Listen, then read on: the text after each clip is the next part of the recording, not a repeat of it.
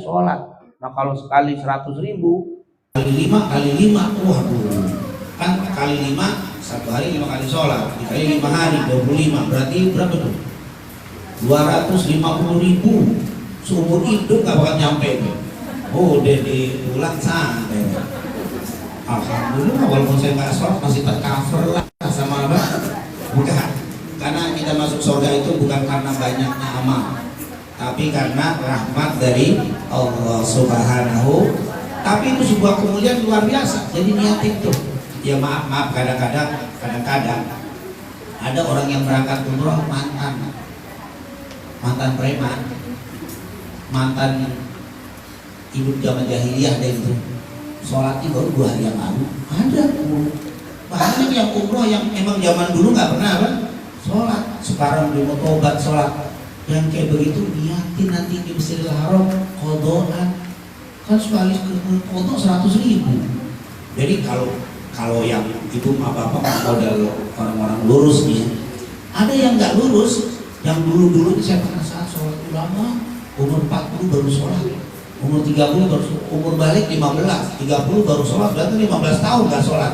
Nah sampai di sono habis sholat duhur lagi kotoran. Sebelum sholat asar di masjid, sholat asar kotoran.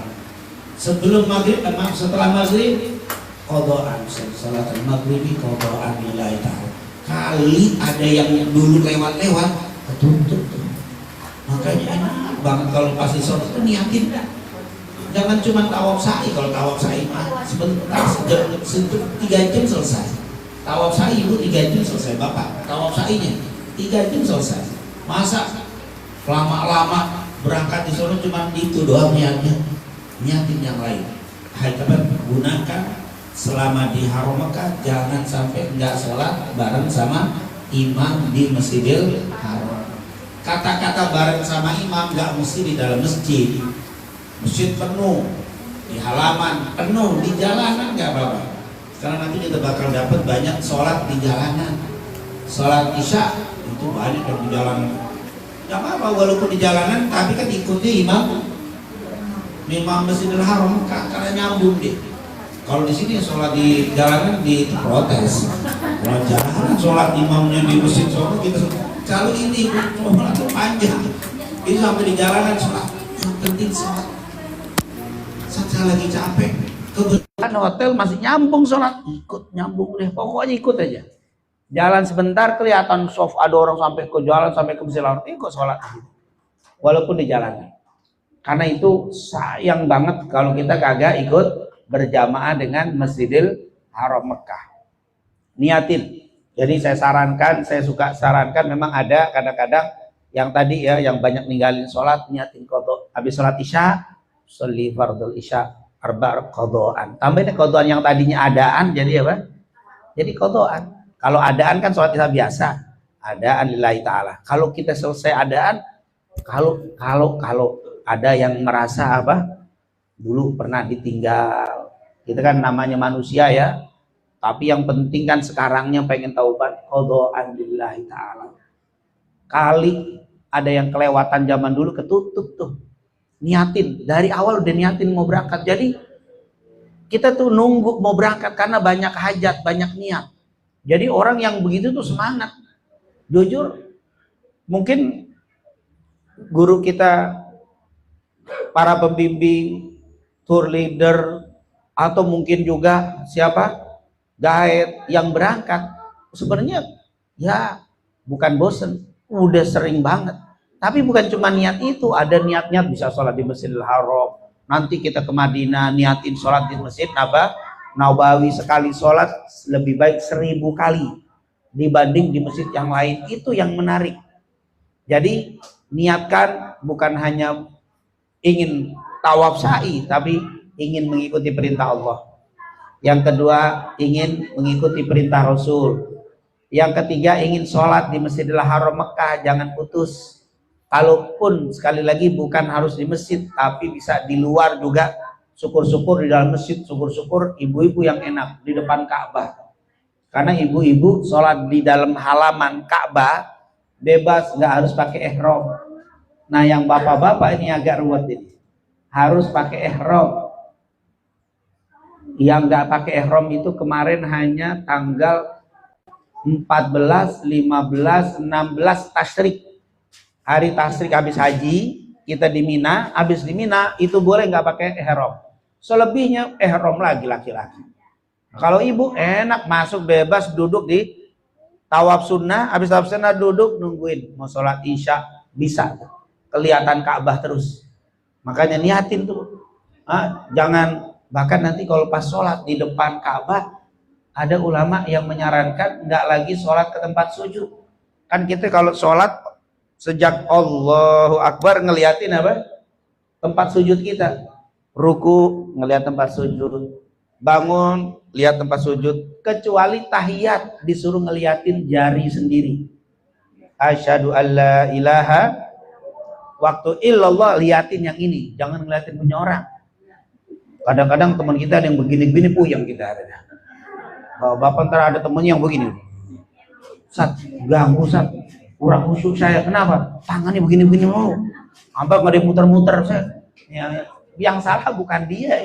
Kenapa Bapak ngelirik-lirik? Disuruh nyunah ngeliatin apa? Tangan sendiri, biar dia mau bolak-balik, mau muter-muter terserah deh. Kita nggak usah mikirin apa orang. Yang penting kitanya ngeliatin punya sendiri. Dan ada yang bilang kalau di depan Ka'bah boleh nggak ngeliatin tempat sujud, tapi ngeliatin Ka'bah. Allahu Akbar. Tuh ngeliatin. Kenapa? Alhamdulillah sekarang kita kalau sholat selalu ngeliat gambar Ka'bah di sejadah. Nah di sono jangan ngeliat gambar lagi. Ka'bah dilihatin udah. Bahkan nanti kalau lagi tawaf, yang paling afdol ngeliatin Ka'bah sambil doa, bukan ngeliat buku bimbingan. Nanti biar ustadz kita yang baca.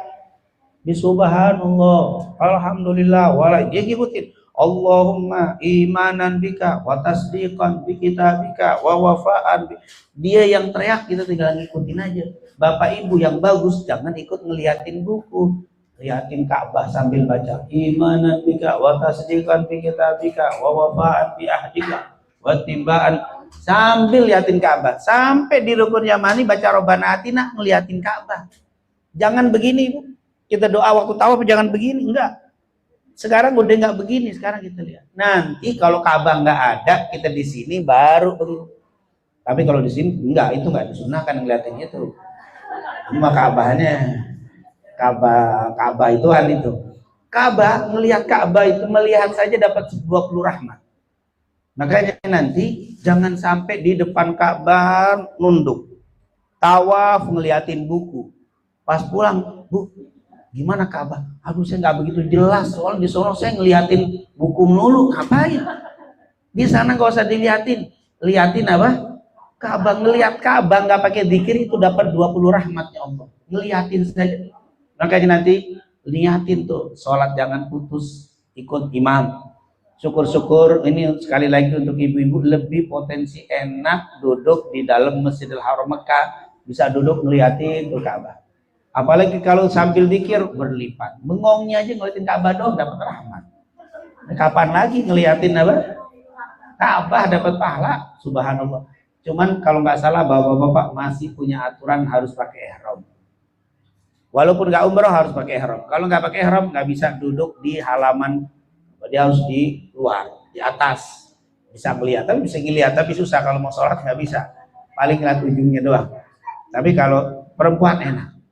Bebas, mau putih, merah, belang-belang, nano-nano, bebas, baju kuning merah, nggak ada masalah perempuan. Enak banget untuk apa? Duduk bisa di pelataran Ka'bah. Ini niat.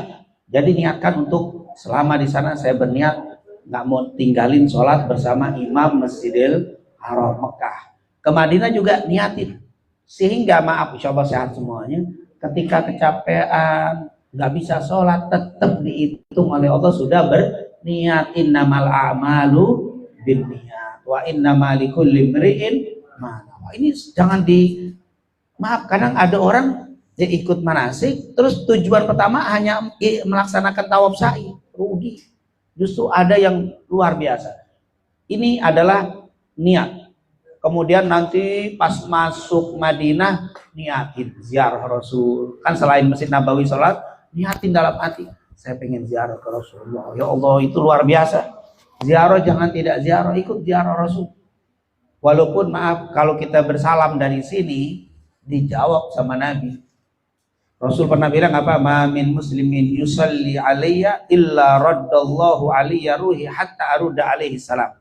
Tidak ada seorang muslim yang bersalam kepadaku kecuali Allah kembalikan ruhku, lalu aku menjawab salamnya. Jadi kalau tadi kita bersolawat atau waktu maaf kita sholat tahiyat, Allahumma salli ala Sayyidina Muhammadin wa ala kama sallaita ala Ibrahim wa ala, itu salawat tetap sampai Allahumma salli ala Sayyidina Muhammad wa ala ali at-tahiyatul mubarakatuh salawatu thayyibatu lillah. Terus assalamu alaika ayuhan nabiyyu.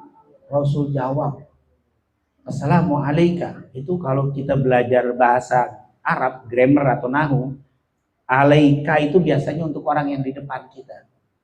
Kalau alaih itu yang jauh.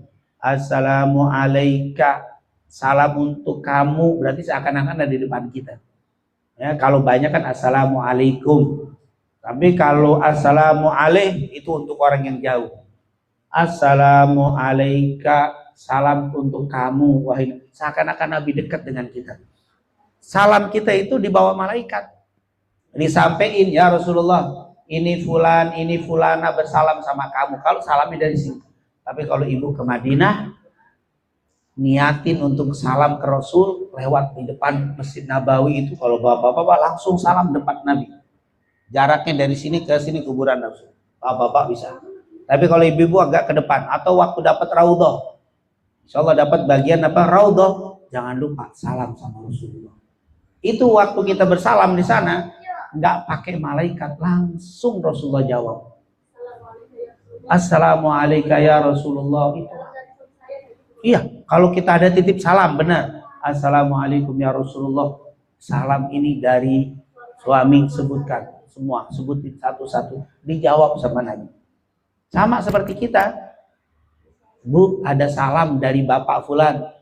Rasul, orang itu harus jawab alaika wa alaihi salam. Nabi juga jawab alaiki wa alaihi salam. Untukmu dan untuk dia salam. Oh, itu jangan nggak salam. Maaf, ada juga orang yang nggak mau usah ziarah deh. Kan yang penting sholat di Masjid Nabawi sekali 1000. Kalau ziarah kan nggak disebutin pahalanya. Tapi bahasa kita, orang yang berterima kasih kepada Nabi harusnya disalam.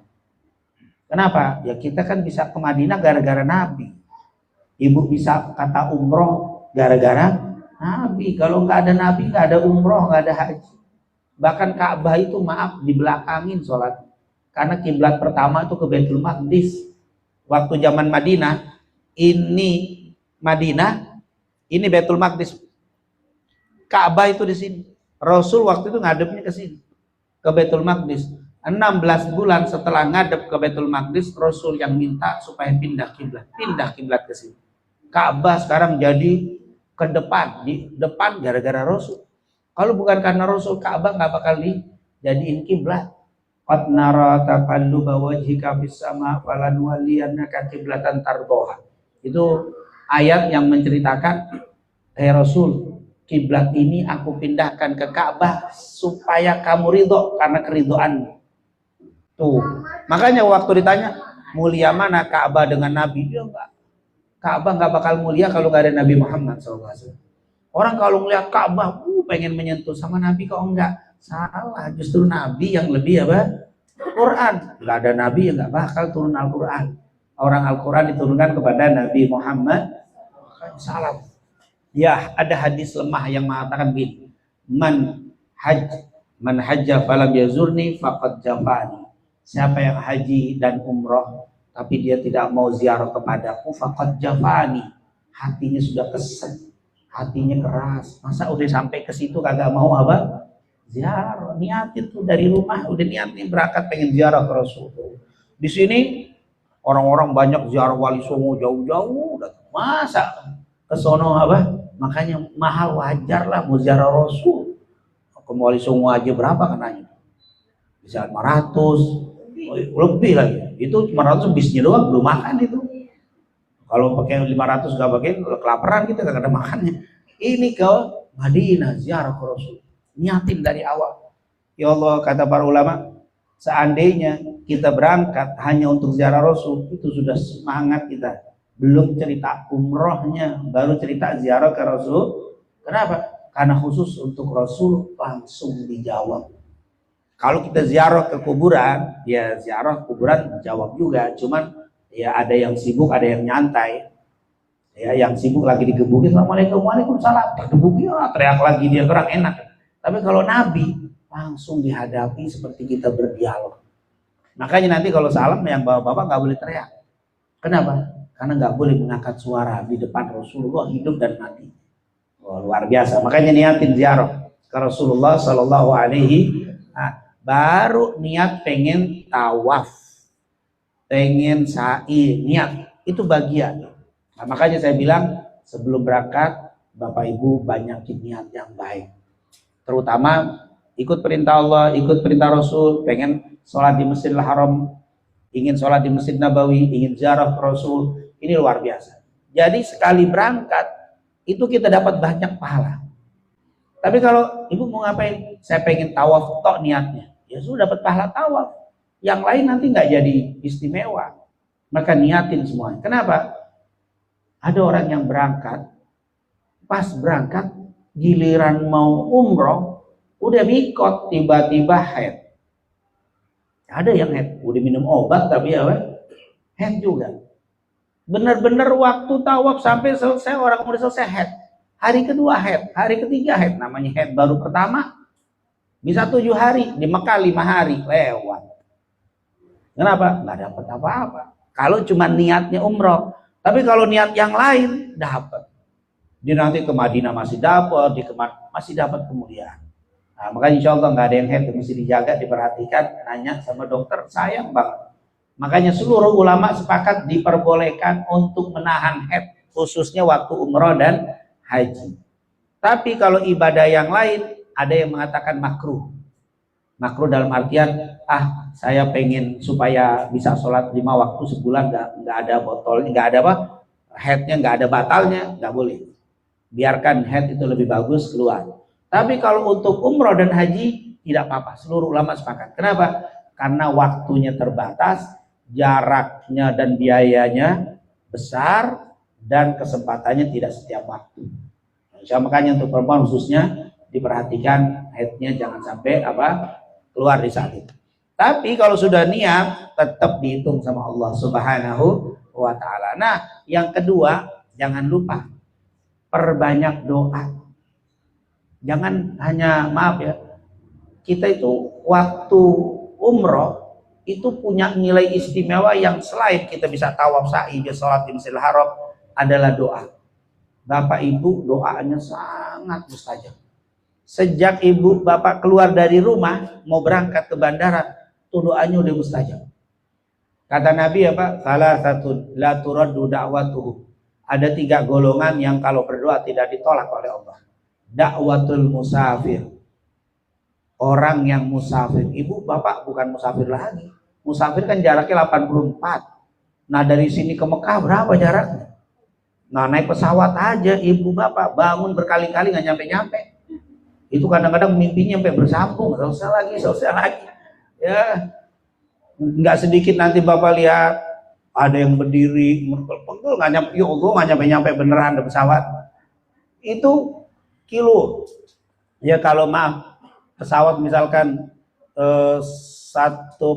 jam, misalkan kalau mobil kan 1 jam 100 kilo per jam. Jadi taruhlah 1000 kilo per jam, tuh bisa terbang begitu. Itu 9 jam berarti sampai 9 ribuan. 9 ribuan kilo. 84 aja di musafir, apalagi 9 ribu. Dan Nabi bilang apa? Orang yang termasuk doanya tidak ditolak orang yang panjang musafirnya, yang jauh perjalanannya. Saya pergi ke Bandung, doanya mustajab karena musafir kan, 84 kilo lebih. Tapi ibu bapak ke Mekah lebih cepat digobulnya. Kenapa? Jaraknya lebih. Kenapa? Karena nilai capeknya beda. Karena as-safar nisful adab. Katanya safar itu susah dan itu capek. Nggak ada lah, walaupun naik pesawatnya super VIP tetap aja rasa apa? Allah, apalagi ibu yang biasa apa? Kaki ini kayak bengkak. Itu ininya yang terutama ini melembung nih. Udah kayak baterai yang jasanya rusak, melembung ini. Itu memang jauh perjalanan. Dan jangan khawatir. Justru karena jauhnya perjalanan, Bapak Ibu punya nilai safar itu lebih. Makanya maaf, perbanyak doa. Jangan cuman kalau hanya tawaf sa'i sekali lagi 3 jam selesai. Tapi yang nggak pernah selesai adalah doa. Turun dari bandara sampai ke hotel, ke Masjid Mekah, Masjid Madinah, banyakin doa. Nah, kalau di sana doanya itu berbeda dengan doa di sini. Doa banyakin. Kenapa? Baca Quran saat boleh bagus, tapi jangan lupa doa lebih banyak. Kenapa? Ya baca Quran di sini bisa, tapi doa di sana itu berbeda. Rasulullah SAW pernah didatangi oleh sahabat Nabi yang namanya Umar bin Khattab. Kata Umar, ya Rasulullah, saya ingin melaksanakan ibadah umroh. Minta izin, doakan saya. Apa kata Rasulullah? La tansana ya Umar bidu'aika. Umar, jangan lupa kalau doa, doain kita juga. Kata. Sekelas Nabi nitip doa sama Umar. Ya kalau Umar bin Khattab nitip doa sama Nabi wajar. Tapi Umar bin Khattab yang berangkat, Nabi yang nitip doa. Sayyidul Anbiya wal Mursalin, Nabi yang paling baik, paling mulia, nitip doa sama Umar. Kenapa? Karena Umar mau umroh. Makanya yang sedang berangkat atau mau berangkat umroh jangan lupa sejak keluar dari rumah banyakin doa. Itu orang-orang yang ngerti. Kalau ibu berangkat, saya tahu mintanya, Bu jangan lupa ya titip doa. Itu sunnah Rasul. Bapak mau umroh, sunnah Rasul, Pak jangan lupa ya doain kita. Walaupun kita ustadz, kiai, ulama, tetap ini orang awam biasa saja mau berangkat titip doa. Kenapa? Doa orang yang umroh berbeda. Itu doanya sangat gobul. Cuman sayang kadang-kadang orang yang nggak ngerti, Bu mau kemana umroh, jangan lupa ya oleh-olehnya. Ya oleh-oleh. Oleh-oleh mau beli di Diva aja cukup. Kan sama asli kormanya korma Madinah ini. Nggak mungkin korma telon sih. Semuanya kan asli. Ini semua sama di sana. Mau apain berat-berat? Bukan oleh-oleh yang diingat. Nitipnya adalah doa. Kan banyak begitu tetangga. Jangan lupa ya oleh-olehnya. Oleh-oleh pasti nggak ngaji. Kalau dia ngaji, Bu jangan lupa ya doain kita di Haram, doain kita di Mekah, doain kita. Wah itu luar biasa. Makanya doa jangan ketinggalan. Bahkan kalau perlu, apa yang perlu kita doa catat. Apa nih yang perlu kita minta? Kadang-kadang di sana depan Ka'bah sampai lupa apalagi ya.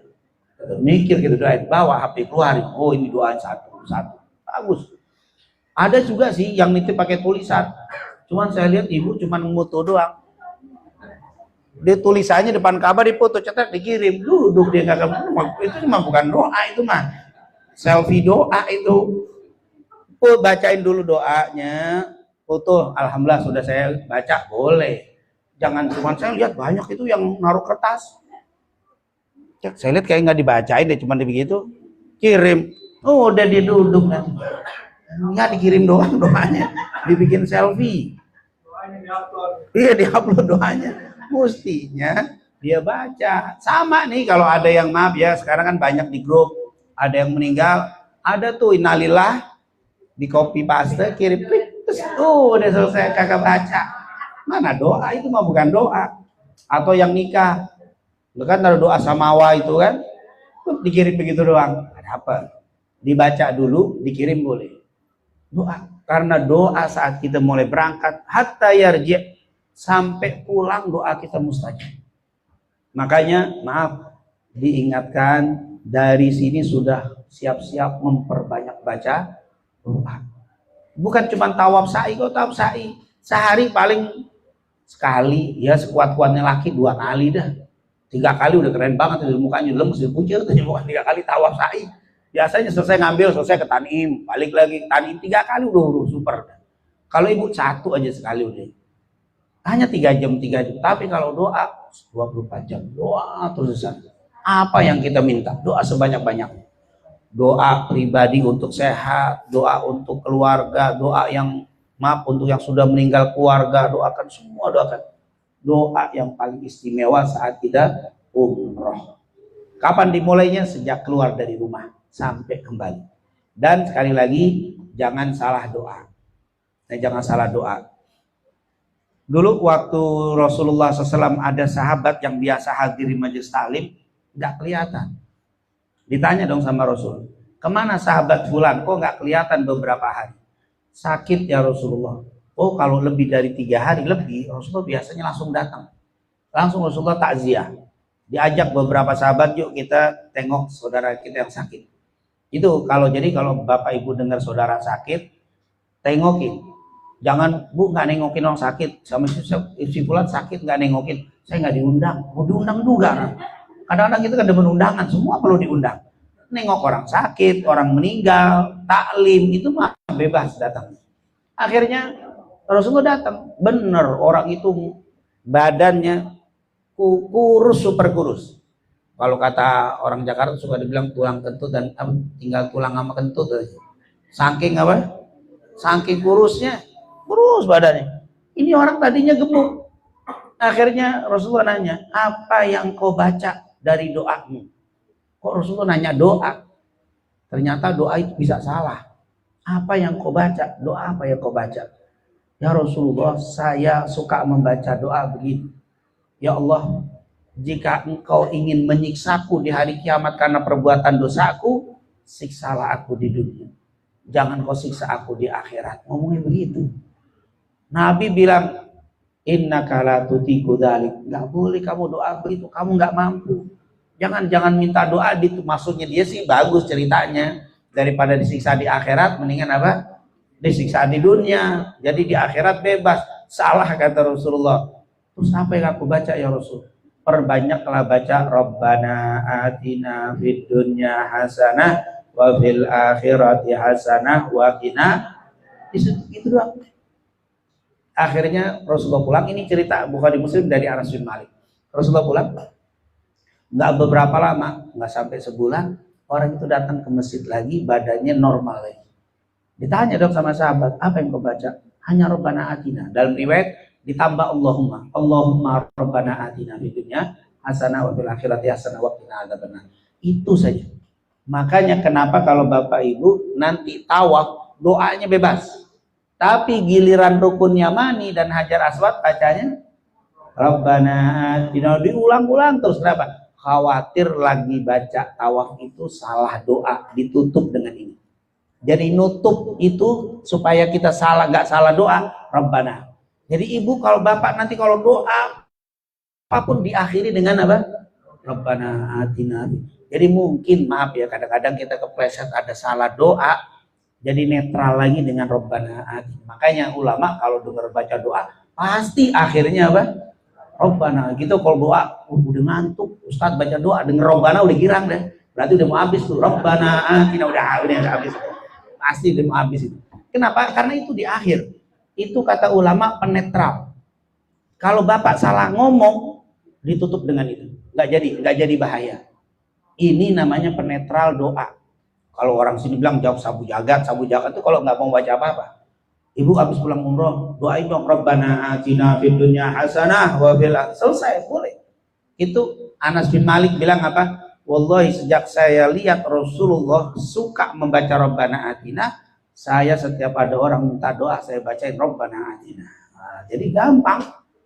Kenapa saya sampaikan ini? Bapak Ibu banyak doa takut salah apa? Ngomong.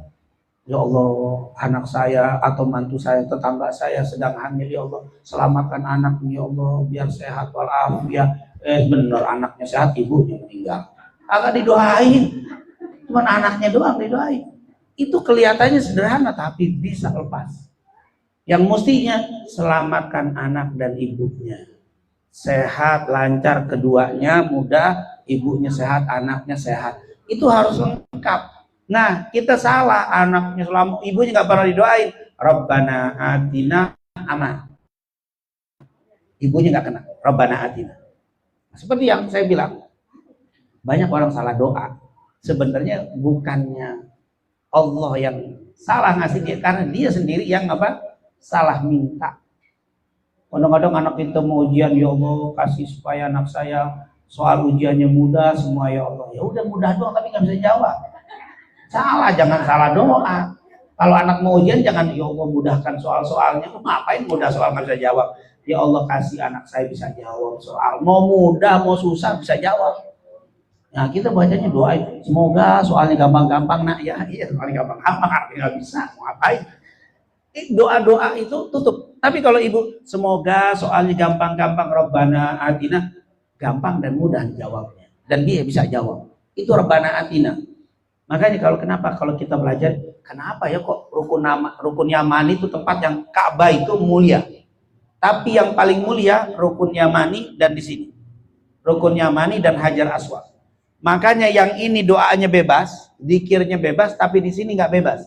Hanya Rabbana atina fid dunya hasanah. Karena mungkin banyak orang yang bingung baca doanya apa, Rabbana atina cukup. Mungkin ada yang keselip doa, namanya lagi doa, lagi tawaf, disenggol orang, kadang-kadang marah gitu, marah. Banyak yang marah gara-gara apa? Disenggol, namanya tawaf. Emang tawaf sepi, ya nyari sepi nggak ada sepinya, Mekah itu nggak ada sepinya. 24 jam, kadang-kadang jamaah, Ustaz jangan tawaf habis maghrib Ustaz, penuh. Entar aja malaman sepi, malamnya sepi, nggak ada kata sepi. Mau jam 12 rame, jam 1 rame, jam 2 rame, jam 3, jam 4, subuh rame. Apalagi habis sholat subuh tambah rame lagi. Nggak ada kata sepi. Yang agak sepi siang bolong jam 2. Mau tapi kelotek di kepala. Kalau berembun gitu kepala kita panas.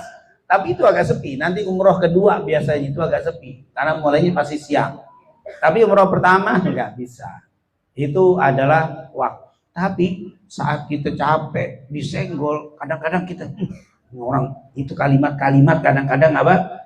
Disitulah Rabbana atina bersih. Rabbana atina bersih.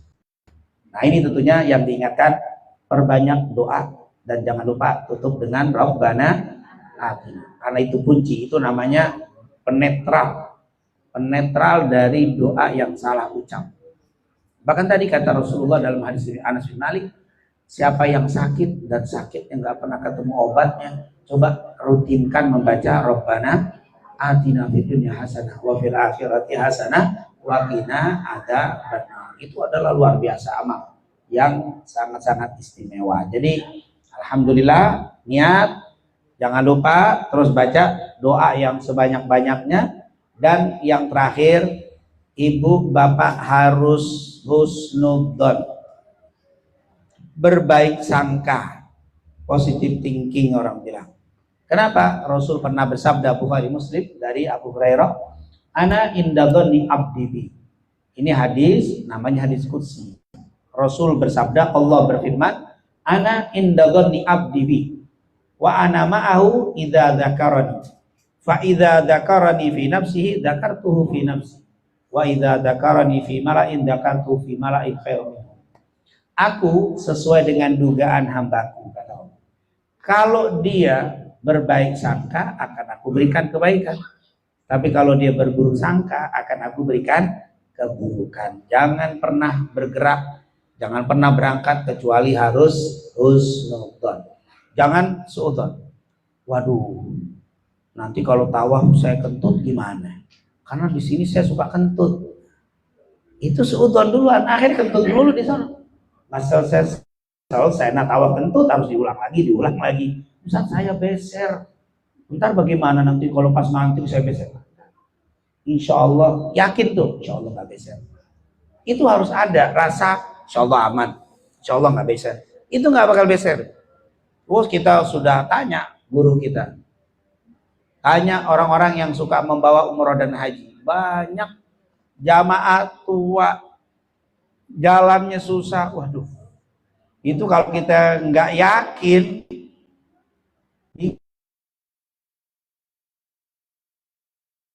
mungkin harus dibuat. Karena kita yakin insya Allah ibu di sana lancar, nggak ada yang susah. Yang kayak begini dikasih mudah. Ada yang maaf di sininya susah jalan. Udah siap pesen roda. Jangan-jangan Ustaz nanti kalau saya ikut dulu. Sampai sana sampai selesai nggak ada. sampai selesai beres. Nggak pakai sama sekali kursi apa? Kursi roda. Kenapa? Karena yakinnya itu kuat. Husnudzonnya itu bagus. Jangankan orang tua, yang muda saja. Pas mau berangkat, aduh kayaknya saya nggak kuat. Ya, sofa marwah kayaknya 3,5 kg, hampir 4 kilo. Panjang. Naik pesawat, turun langsung sofa. Wah, nggak kuat. Kayaknya lemes benar. Pasti nggak kuat.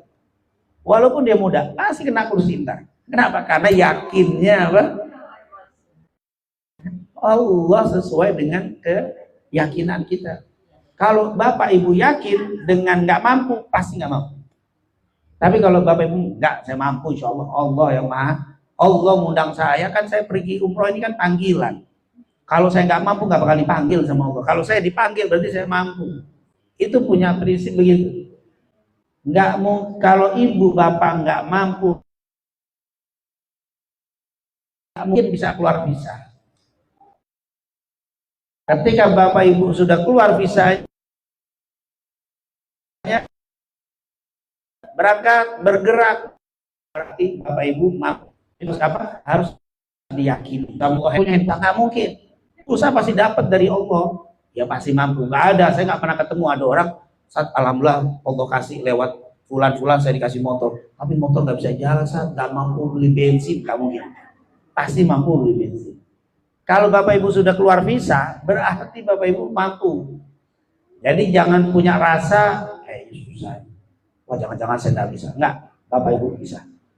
Seberat apapun mampu. Makanya itu yang saya bilang harus husnudzon. 3 yang paling penting. Niat, jangan hanya satu, perbanyak niat yang bagus-bagus. Hiasi waktu selama kita berangkat sampai pulang dengan apa? Doa. Dan jangan lupa tutup doa dengan Rabbana Atina, biar enggak salah. Yang ketiga adalah husnudzon. Baik sangka kepada Allah. Insya Allah pada yakin semuanya lancar. Dari berangkat sampai pulangnya semuanya lancar, sampai pulang ke rumah, sampai meninggal semua urusan mudah. Amin ya rabbal alamin.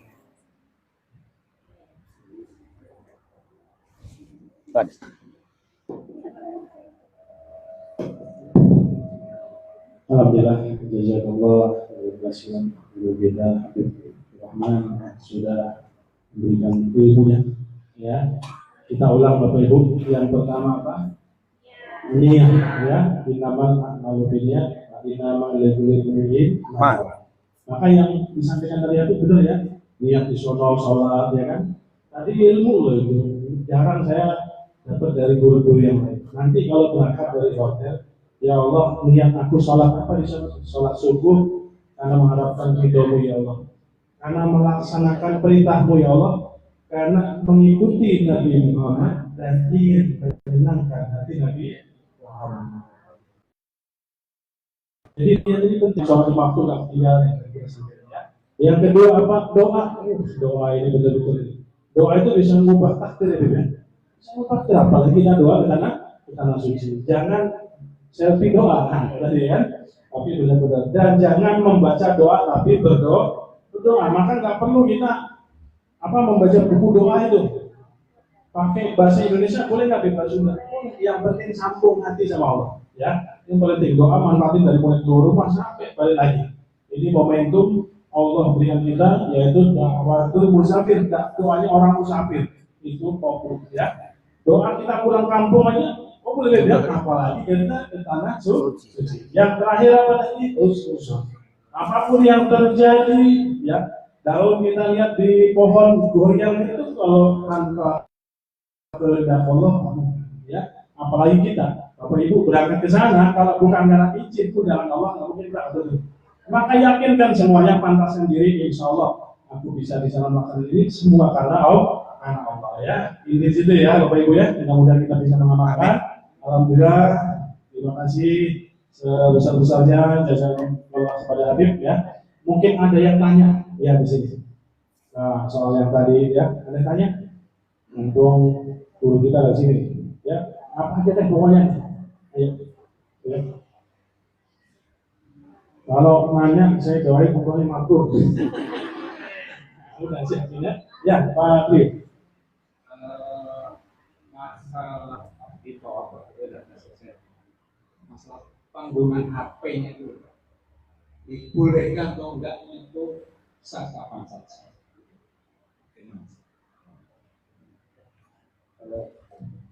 Kalau ini saya baru jawab ya. Kalau untuk kita bawa HP kan penting juga di sana ya. Kalau kita punya kru ya baterai ya. Yang penting kita bijaksana memakainya ya. Kalau kita pun pakai harus foto dokumentasi kalau sudah ibadah selesai. Seperti yang saya sampaikan baterai, kalau kita bawa umroh jamaah itu sebelum masuk masjid saya suruh masukin ke tas masing-masing. Gak usah bawa HP supaya masuk. Sebetulnya tawaf itu seperti kita pakai sholat. Jangan sampai kita sudah keluar biaya, meninggalkan keluarga, usaha, nyampe sana kita dirusak sama kita. Boleh nggak apa-apa, tapi momentumnya ketika kita sudah selesai umroh, sudah selesai sholat, ya pas santai itu pun jangan terlalu berlebihan karena di sana sudah pakai aturan. Hati-hati di daerah pelataran Ka'bah itu sekarang sudah banyak intel. Itu kalau kita terlalu dan CCTV-nya luar biasa ya. Terlalu berlebihan kita bisa diambil HP kita. Itu dendanya maaf kalau kita sembarangan video di orang di sana, askar semuanya tanpa izin dia dan dia komplain kepada kita menuntut, itu hukumannya 1 tahun penjara dan denda 500.000 rial bayarnya 2,3 M. Harga umroh 32, pulang harus bayar 2,3 M.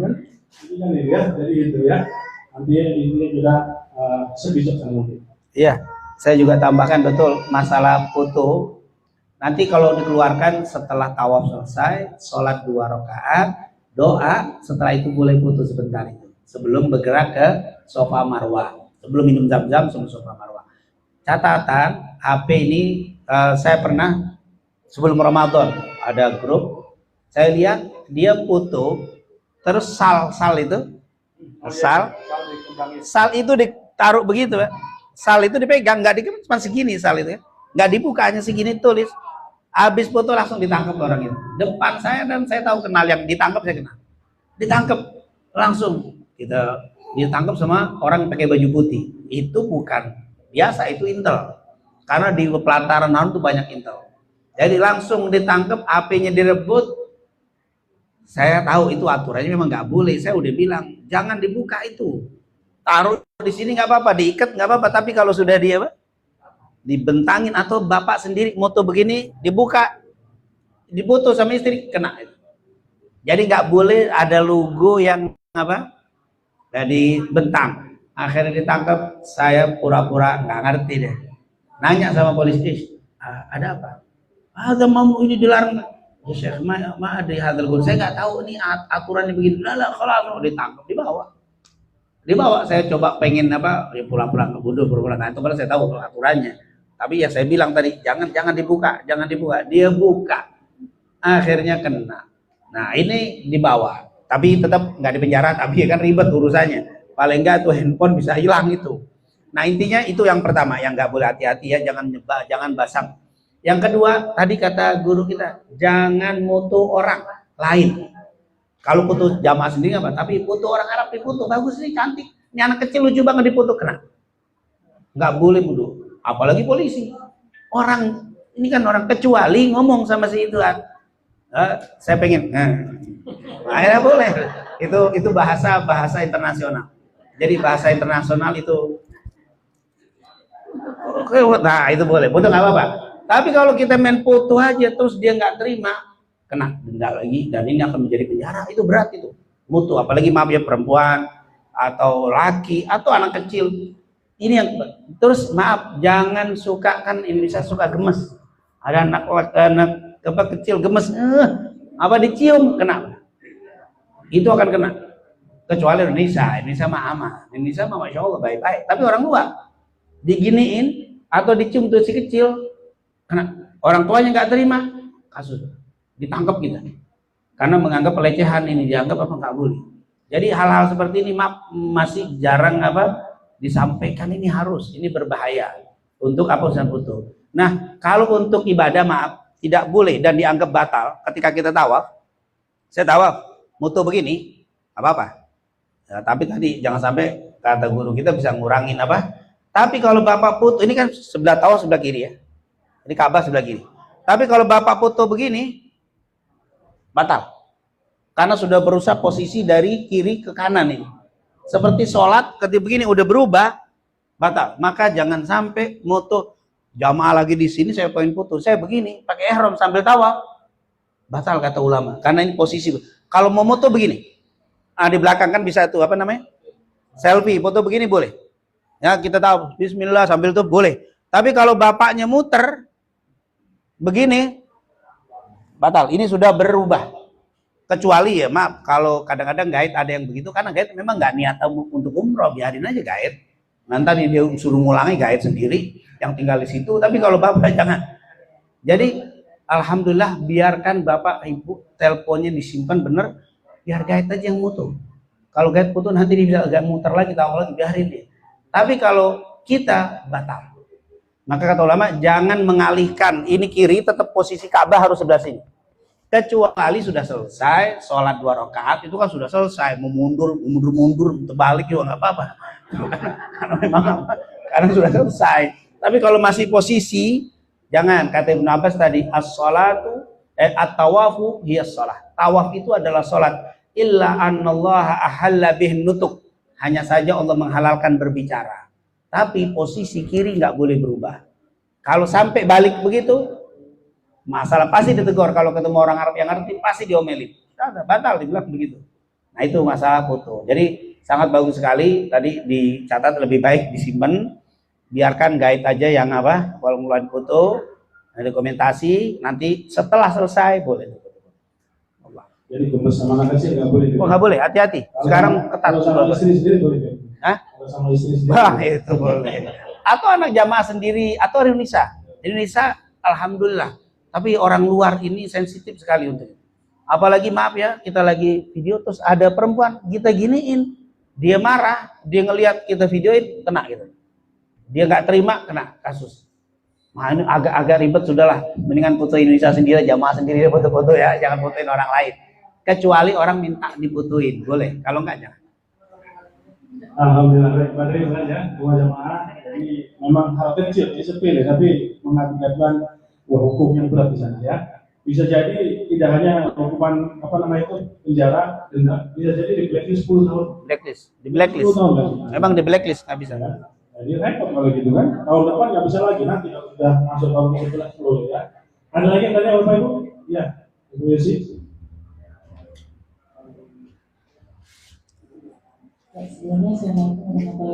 Waalaikumsalam warahmatullahi wabarakatuh. Sebenarnya terkadang sekarang kalau kita belajar dulu kan banyak beberapa media ya Pak yang menginformasikan kalau pengadam aktivitas di sana gelaran orang itu kan banyak banget informasi yang kita dapat dari media. Nah saya kemarin sempat scroll media sosial bahwa terkadang kita harus berhati-hati pada saat di sana ada orang yang menawarkan bantuan, ya, itu karena terkadang dia dengan cara oh ya saya bantu, nah pada saat sudah tidak dibantu kita itu dikenakan biaya sampai yang lumayan besar. Itu apa benar ya? Terima kasih.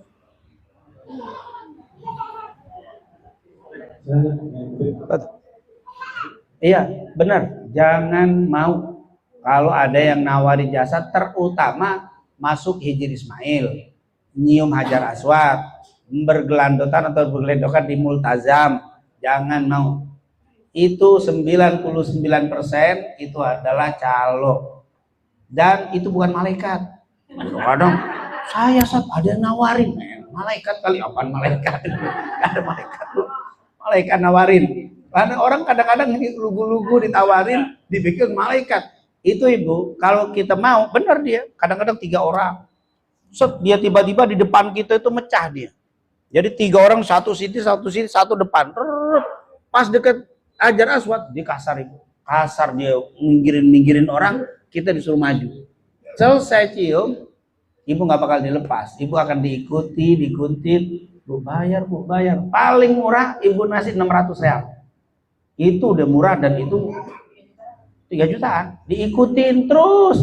Nah, kalau sampai ada temen yang begitu kejadian, langsung aja mendekat ke polisi, dia kabur. Ibu langsung mendekat ke polisi, karena enggak itu Bu, kejam itu. Dia akan ikut, bahkan ditakut-takutin dia. Ini orang-orang yang ini bisa kadang takut. Nah, sebenarnya dia paling takut kalau kita mendekat ke polisi. Polisi pasti nangkap. Dia akan ditangkap kalau tahu. Maka kalau dia mulai ngotot, jangan sampai terjadi ya. Tapi kalau kita lihat ada solusi begitu, panggil polisi atau dekat. Ya sudah, kita ke polisi, itu paling takut. Dia nggak bakal berani mendekati. Itu solusi. Kalau ngadepin jamaah lain dipanggil, nggak mau. Dia akan terus. Maaf kecuali start dipanggil. Kalau ribut, baik kita bawa polisi. Takut dia. Mundur deh kalau di polisi. Dia nggak bakal mau. Tapi kalau enggak, akan diikuti. Bahkan sampai ke hotel ibu diikutin. Diikutin terus ke hotel. Kalau ibu nggak, bapak ini nggak berani mau ngomong keberani, nggak berani.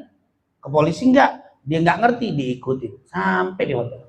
Itu akan diminta. Kalau mentok-mentok, 150 keluar. Mentok-mentok itu pun udah apa? Pakai ngomong gitu. Untung deh saya berbaik hati, mau lulus. Dikasih 150 dibilang berbaik hati, padahal kurang bagus. Itu orang apa? Jangan mau, betul. Itu kebanyakan 99% adalah calo dan jangan. Apalagi maaf, nanti Jabar Rahmat nggak ada sekarang. Nanti ke tempat-tempat minta ada yang motoin, jangan. Itu hati, moto nanti disuruh minta 100 real itu. Itu bohong-bohong atau penipu semua. Jangan mau itu melakukan. Mau betul jangan diikuti.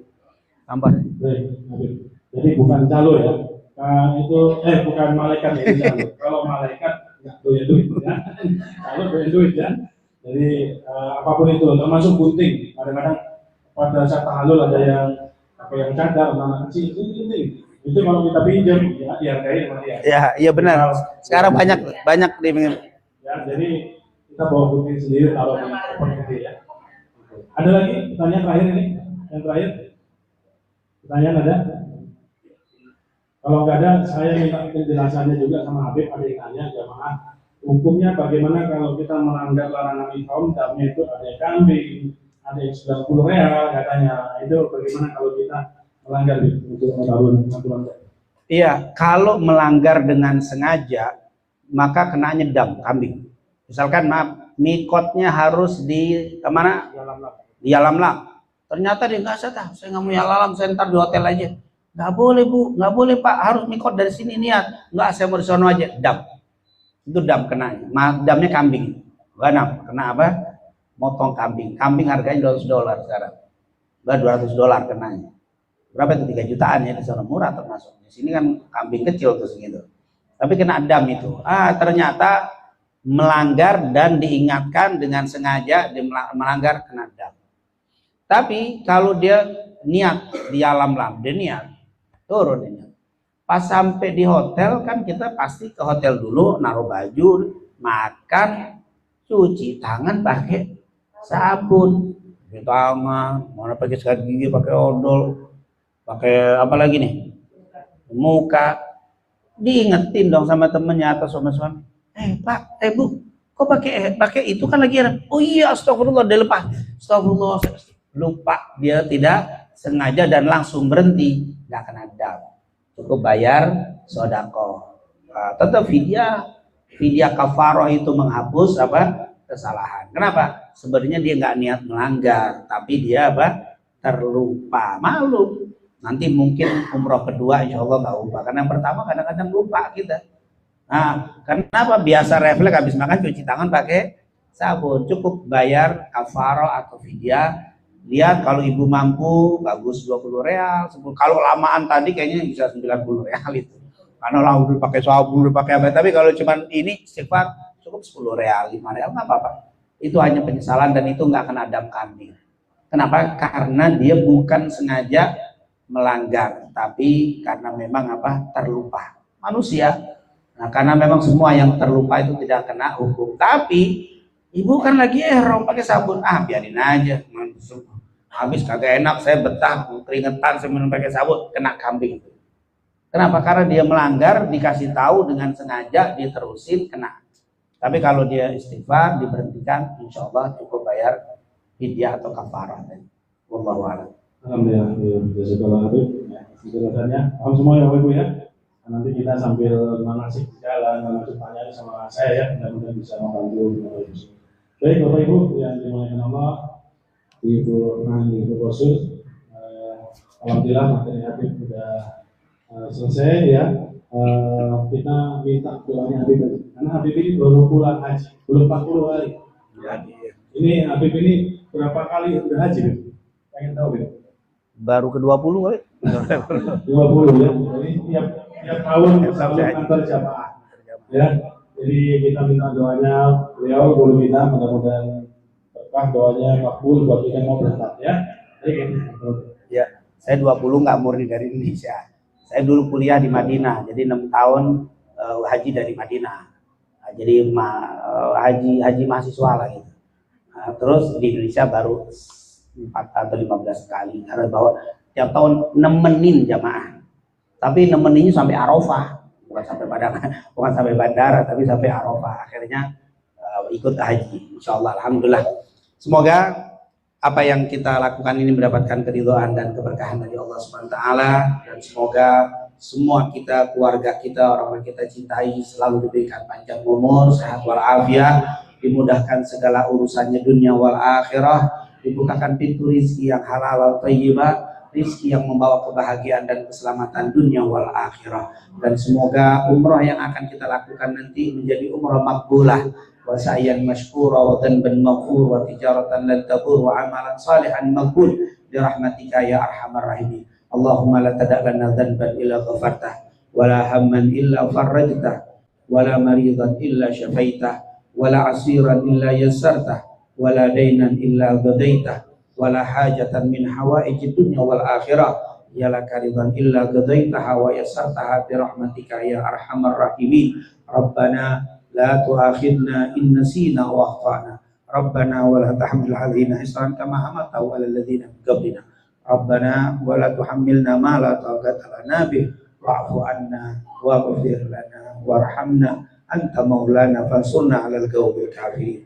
Allahumma yassir umurana waqdi hajatina waqdi hajatina waqdi hajatina hajatad dunya wal akhirah bi rahmatika ya arhamar rahimin. Rabbana atina fid dunya hasanah wa fil akhirati hasanah wa qina adzabannar. Wa sallallahu ala sayyidina Muhammadin wa ala alihi wa sahbihi wasallam. Walhamdulillahi rabbil alamin. Bismillahil Fatihah. A'udzu billahi minasyaitonir rajim. Bismillahirrahmanirrahim. Alhamdulillahil alamin. Ar-Rahmanir Rahim. Alladzina ta'alim wal maghdubi 'alaihim waladdallin. Amin. Alhamdulillah, terima kasih jazakallahu Habib. Sudah berakhir ya materi dari Habib. Insyaallah setelah ini kita lanjut materi untuk praktek tawaf ya, sama pemakaian kain ihram untuk dua bapak. Nanti ibu-ibu tinggal melihat aja ya, sama kita mungkin praktek 3 kali putar ya. Contoh aja untuk tawaf. Setelah itu nanti setelah berakhir kita nanti siap-siap suntik vaksin ya. Nanti ada beberapa mungkin bumi yang masih pengumuman ya mengenai perlengkapan mungkin sebesar ya. Jadi mohon perhatian Bapak Ibu. Silakan sambil saya ngantar aja ke bawah, Bapak Ibu santai-santai dulu ya sambil itu mempersiapkan materi selanjutnya.